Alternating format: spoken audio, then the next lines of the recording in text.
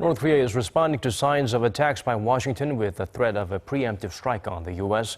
According to our Connie Kim, though Pyongyang refuses to back down from its provocations, Seoul and Washington aren't willing to take the heat off North Korea either.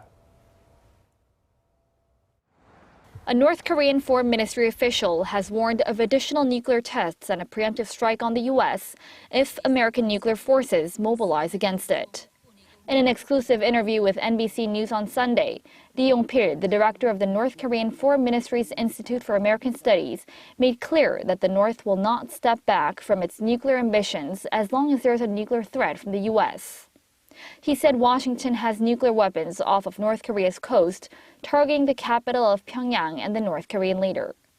Lee stressed that a preemptive nuclear strike is not something the U.S. has a monopoly on, and warned that North Korea will strike first if it sees a threat from Washington and because the North has the technology.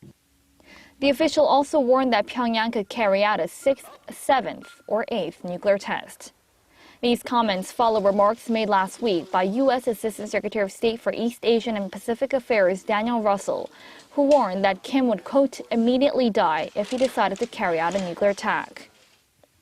In a sign the remarks may have hit a nerve, Pyongyang fired off a medium-range Busudan missile on Saturday, though the launch was not deemed a success.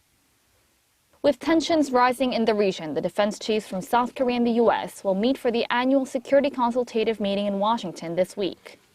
The allies will reportedly focus on Washington's extended deterrence over South Korea, under which the U.S. has vowed to mobilize all of its military assets, both nuclear and conventional, to defend Seoul in a crisis.